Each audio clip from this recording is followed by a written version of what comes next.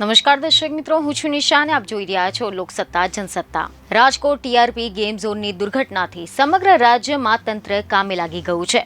Fire safety, NOC કે પછી જર્જરિત મકાનો હોય, આ તમામ જગ્યાએ નોટિસ આપવા માટે મોટા શહેરોમાં પાલિકા તંત્ર જોતરાઈ ગયું છે. ત્યારે આવામાં વડોદરામાં પણ શાળા, સરકારી ઇમારતો, ઓફિસો સહિત ફાયર સેફટીને લઈને નોટિસ આપવામાં આવી હતી. વડોદરા મહાનગરપાલિકા દ્વારા શહેરમાં વિવિધ વિસ્તારોમાં મોટી સંખ્યામાં જ્યારે લોકો એકત્રિત થતા હોય છે, એવા સ્થળોએ ફાયર સેફટી જળવાઈ રહે અને લોકોને આ બાબતે ખ્યાલ રહે તે અર્થે જાહેર સ્થળોએ ફાયર એનઓસી સહિતની વિવિધ પરવાનગીઓ જાહેરમાં જ જોઈ શકાય તેવા સ્થળે રાખવા પાલિકાના મ્યુનિસિપલ કમિશનર દ્વારા જાહેર કરવામાં આવ્યું છે.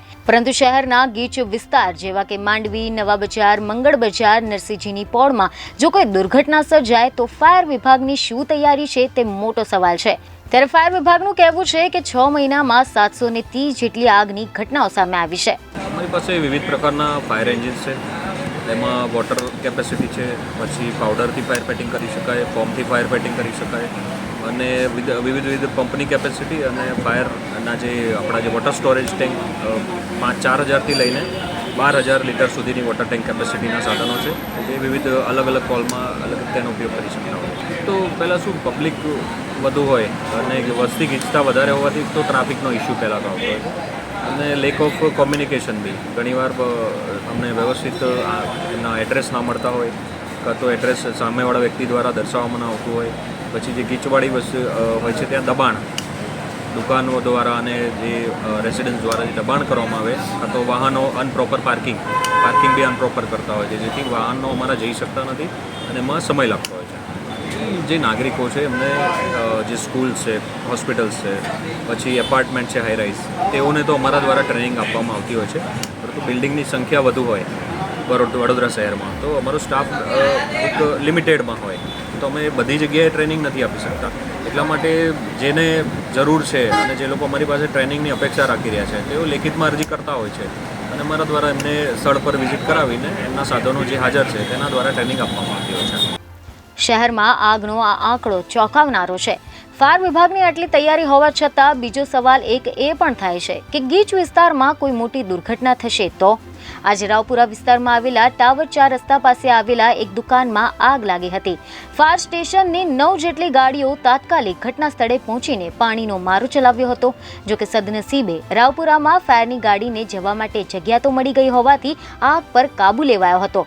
પરંતુ જો મુખ્ય બજારોમાં આવી કોઈ દુર્ઘટના થાય તો શું, તે મોટો સવાલ છે. જે રાજકોટમાં આટલો મોટો બનાવ બન્યો એને લઈને જે સમગ્ર ગુજરાતમાં અને વડોદરા શહેરમાં પણ ફાયરની કામગીરીને મહત્ત્વ આપવામાં આવ્યું છે કે જે વિસ્તારમાં ફાયર એનઓસી ના હોય એવી બિલ્ડિંગો છે, સ્કૂલો છે, એવી જે ઇમારતો છે એને નોટિસ આપવામાં આવી હતી. એવી અમારા વોર્ડ વિસ્તારમાં પણ કન્જેસ્ટેડ વિસ્તાર વધારે છે, ત્યાં પણ એવી બધી ઘણી શોરૂમ, દુકાનો, મકાનોમાં, એપાર્ટમેન્ટોમાં આવી રીતે નોટિસ આપવામાં આવી છે. તો જરૂરી છે. સિટી વિસ્તાર એકદમ કન્જેસ્ટેડ છે, ઘણી બધી જગ્યાઓ એવી છે જ્યાં દુકાનો અને આગળ લોકોના પથારણ બધું લાગતું હોય છે, તો ઘણીવાર ફાયર બ્રિગેડ છે, એમ્બ્યુલન્સે જવાની જગ્યા હોતી નથી. તો કોર્પોરેટરનું કહેવું છે કે શહેરના ગીચ વિસ્તારમાં તકેદારી રાખવા માટે અમે રજૂઆત કરી હતી. મહત્વનું છે કે આ શહેરના એવો વિસ્તાર છે કે જ્યાં મોટી સંખ્યામાં શહેરીજનોની રોજે રોજ અવરજવર રહેતી હોય છે. સાથે જ અહીંયા રહેતા રહેણાંક વિસ્તારમાં નાગરિકો માટે પણ આ પ્રકારની ઘટનામાં જો ત્વરિત કોઈ સુવિધા ન મળે અથવા તો કાર્યવાહી ન થાય તો મોટી દુર્ઘટના સર્જાઈ શકે છે. ભૂતકાળમાં પણ આવી ઘણી બધી ઘટનાઓ બની ચૂકી છે કે જે ગીચ વિસ્તારમાં આગની ઘટનાઓ કેટલી જોખમી સાબિત થઈ શકે તેના પુરાવા બની ચૂકી છે. શહેરના ગીચ વિસ્તારમાં આવી ઘટનાઓ સમયે પહોંચી વળવા માટે માત્ર સક્ષમ સુવિધાઓ જ નહીં, પરંતુ જરૂરી માહિતી પહોંચાડવા માટે નાના મોટા ટ્રેનિંગ પ્રોગ્રામ હોવા અને અમુક પ્રકારના અંતરે અથવા તો દુકાનમાં ફાયર સેફટીના સાધનો મુકાય તે પણ આવશ્યક છે.